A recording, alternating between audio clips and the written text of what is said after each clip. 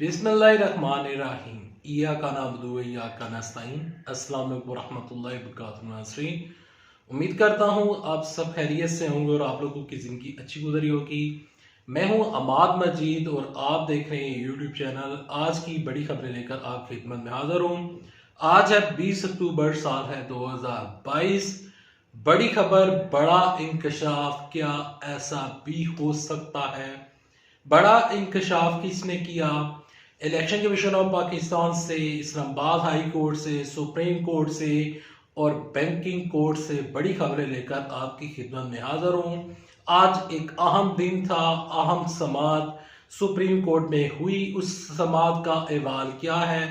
इमरान खान साहब के ऊपर तौहीन अदालत का जो केस, अब नया तौहीन अदालत का केस जो बना है, उसका अहवाल क्या है? सुप्रीम कोर्ट में आज क्या हुआ? सुप्रीम कोर्ट के हमारे honourable chief justice Umar Ata Bandial ने क्या रिमार्क्स दिए? केस कहां तक पहुंचा?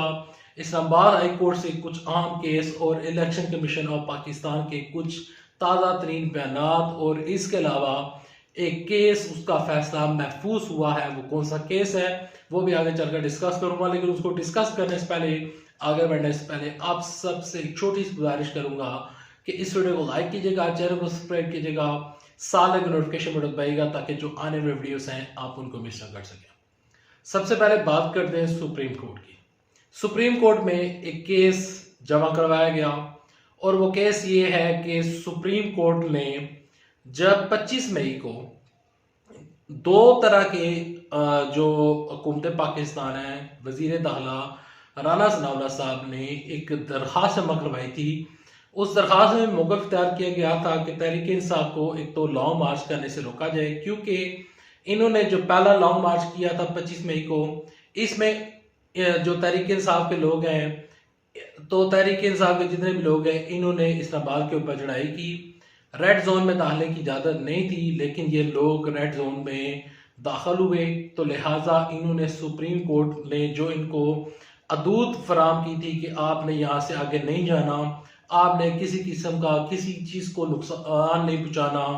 तो हुकूमत पाकिस्तान जो है, राना सनाउल्लाह साहब, इन्होंने ये कहा कि जब तहरीक इंसाफ ने धरना दिया, जब धरना देने की कोशिश की, तो इन्होंने इस्लामाबाद के दरख्त उनको जलाया, वहाँ पर चीज़ें तोड़ फोड़ की, तो लिहाजा इनके खिलाफ तो इन्हें अदालत बनती है, क्योंकि अदालत ने कहा था कि आप यहाँ से आगे नहीं जा सकते। लेकिन इसके बावजूद भी इन्होंने रेड जोन में इन्होंने जाकर वहाँ पर ये तमाम चीज़ें की और इन्होंने तौहीन अदालत की।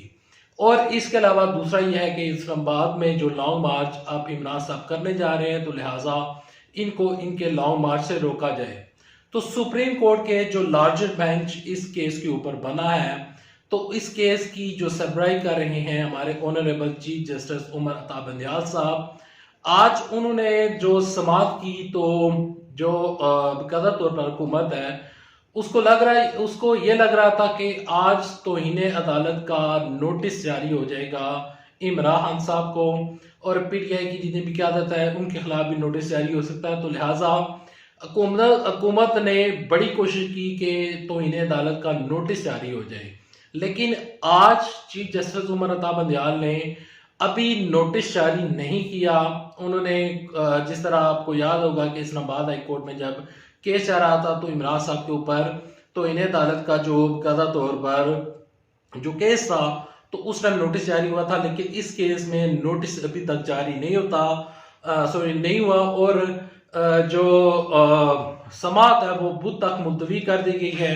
समाअत बुध तक मुलतवी हो गई है, और बुध को जो वफाकी हुकूमत है, वफाकी हुकूमत से बकायदा तौर पर जो सुप्रीम कोर्ट है, उन्होंने कहा है कि आप के पास जितना भी रिकॉर्ड है, आप बताएं कि जिस केस के ऊपर, यानी कि जिस रीजन के बुनियाद के ऊपर आप केस बनवाना चाहते हैं और तो इन्हें अदालत की कार्रवाई चाहते हैं, तो तमाम तर जो आपके पास रिपोर्ट्स हैं, इनिशियल रिपोर्ट्स हैं, फाइनल रिपोर्ट्स हैं, हमारे सामने रखें। बुध तक का टाइम दे दिया है चीफ जस्टिस उमर अता बंदियाल ने, और ये मामला जो है अब बुध तक चला गया है। यहाँ पर दिलचस्प बात यह है कि आज तौहीन अदालत का नोटिस जारी नहीं हुआ।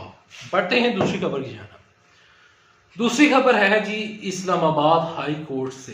इस्लामाबाद हाई कोर्ट में तहरीक इंसाफ का इमरान साहब के ऊपर ममनुआ फंडिंग का केस चल रहा है और ममनुआ फंडिंग केस में जो ये जो मामला है वो इस्लामाबाद हाई कोर्ट में है और जो बाकायदा तौर पर तहरीक इंसाफ है उन्होंने इस्लामाबाद हाई कोर्ट में दरख्वास्त जमा करवाई थी कि FIA जो है वो हमारे खिलाफ कार्रवाइयाँ कर रही है, तो लिहाजा इस्लामाबाद हाई कोर्ट उनको FIA को कार्रवाई करने से रोके।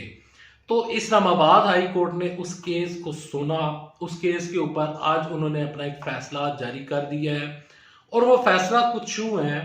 पहला फैसला उन्होंने जो जारी किया तो वो फैसला ये था कि FIA के जितने भी लोग हैं, FIA की जितनी भी टीम है वो तहरीक इंसाफ के खिलाफ आइन और कानून के दायरे में रहकर कार्रवाई कर सकती है।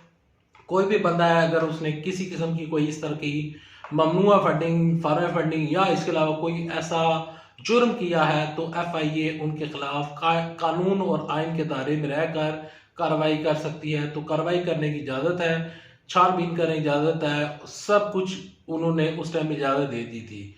लेकिन आज मामला ये चल रहा था कि क्या ममनुआ फंडिंग केस का जो ममनुआ फंडिंग की जो हेयरिंग है क्या वो इस्लामाबाद हाई कोर्ट कर भी सकती है या नहीं कर सकती है। तो उसके ऊपर जब हेयरिंग हुई तो बाकायदा तौर पर एक फाइनल डिसीजन सामने आ गया इस्लामाबाद हाई कोर्ट की जानिब से और वह डिसीजन ये सामने आया है कि इस्लामाबाद हाई कोर्ट ने अब ये मामला बाकायदा तौर पर उन्होंने बैंकिंग कोड को यानी कि उन्होंने अपनी हदूद बता दिया है कि ये मामला हमारे हदूद में नहीं आता।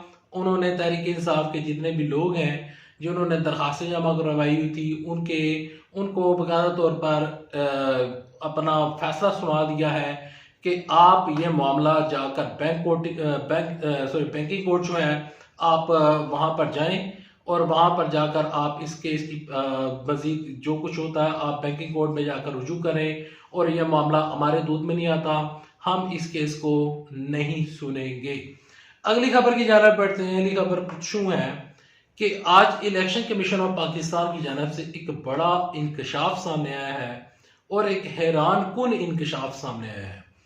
हैरान कुन इंकशाफ और हैरान कुन खबर यह है कि एक तो इलेक्शन कमीशन ऑफ पाकिस्तान ने, chief election commission of Pakistan ने जो कि ये जो हालिया इलेक्शन हुए हैं इस इलेक्शन में इमरान साहब ने, क्योंकि इस्लामाबाद जो कराची में इमरान साहब ने जलसा किया था तो जो कराची के वहाँ के जो DMO साहब हैं तो उन्होंने बाकायदा तौर पर उन्होंने कहा था कि DPO साहब जो हैं उन्होंने बाकायदा तौर पर इमरान साहब को वार्न किया था कि अगर आप कराची में जलसा करेंगे तो आपके खिलाफ कार्रवाई करेंगे। इमरान साहब ने वहाँ पर ज़ाब्ता अखलाक की खिलाफ वर्जी की और वहाँ पर जाके उन्होंने जलसा किया। एक मामला ये, दूसरा मामला ये कि आज हैरान कुन इंकशाफ और हैरान कुन स्टेटमेंट सामने आई है chief election commission of Pakistan की जानिब से। वो कहते हैं कि मुझे समझ नहीं लग रहा कि एक बंदा पहले MNA है और MNA के होते हुए वो कैसे 7 जगहों से इलेक्शन लड़ सकता है। और उन्होंने दूसरा फैसला भी महफूज कर लिया, ज़ाब्ता अखलाक की खिलाफ वर्जी। अब ये फैसला कब सुनाया जाएगा ये भी डेट्स सामने नहीं आई, लेकिन अब ये फैसला जो है वो महफूज कर लिया गया है और इलेक्शन कमीशन की जानिब से ये जो बयान है क्या ऐसा हो सकता है। देखिए आईने पाकिस्तान को अगर हम देखें तो आईने पाकिस्तान में इलेक्शन लड़ने की इजाजत है। अब एक बंदा MNA है, अगर वो MNA के होते हुए इलेक्शन लड़ रहा है तो इलेक्शन कमीशन ऑफ पाकिस्तान का, हमारे इस मोअज़्ज़ज़ अदारे का ये काम बनता था कि उसी टाइम ही इमरान साहब के जो कागजात नामजदगी हैं वो रिजेक्ट कर दिए जाते और उनको बता दिया जाता और आइन की वो शिक दिखा दी जाती, उनको कानून दिखा दिया जाता कि इस आइन की शिक में ये लिखा हुआ है।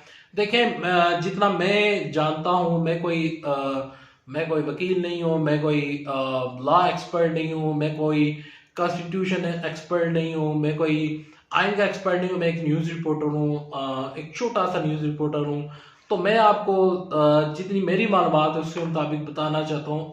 फिर भी मैं ये कह रहा हूँ कि देखें अगर इलेक्शन कमीशन ऑफ पाकिस्तान ने ये सोचा है और ये समझा है और वो इस चीज़ के ऊपर हैरानगी का इजहार कर रहे हैं जिसके ऊपर असद उमर साहब ने इलेक्शन कमीशन ऑफ पाकिस्तान के ऊपर एक दफ़ा फिर एलिगेशन लगा दिया है कि ये जानबदार अदारा है। खैर वो उनके एलिगेशन है, ये उनके इल्ज़ामात हैं, लेकिन यहाँ पर एक मामला यह है कि देखें, अगर ऐसा नहीं हो सकता था तो इलेक्शन कमीशन ऑफ पाकिस्तान का काम था कि उसी टाइम में इस मामले को ख़त्म कर दिया जाता और इमरान साहब को बता दिया जाता कि आप एल नहीं हैं, ये फलानी शिक है, फलाना आइन में ये कुछ लिखा हुआ है, तो आप नहीं लड़ सकते, तो लिहाजा आप अपनी जगह किसी और कैंडिडेट को सामने उतार दें, मैदान में उतार दें, और इमरान साहब अपनी जगह किसी और कैंडिडेट को बाकायदा तौर पर इलेक्शन लड़ने का बाकायदा तौर पर हुक्म जारी कर सकते थे और कोई और कैंडिडेट सामने आ सकता था।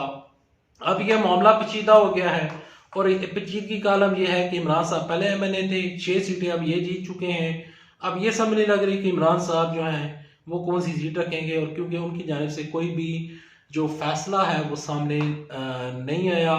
लेकिन यहाँ पर शहबाज शरीफ हुकूमत के लिए भी एक मसला बना हुआ है कि वो भी इलेक्शन का ऐलान नहीं कर रहे। जो वो इलेक्शन का ऐलान नहीं कर रहे तो साथ साथ ये हो रहा है कि वो अपनी सियासत को मजीद खराब कर रहे हैं और अपनी हुकूमत को खराब कर रहे हैं। खैर, अभी तक इतना वीडियो पसंद आ रहा है वीडियो लाइक करें, चैनल सब्सक्राइब करें। नेक्स्ट वीडियो तक लेते इजाजत। अल्लाह हाफिज। पाकिस्तान जिंदाबाद। अफवाज पाकिस्तान जिंदाबाद।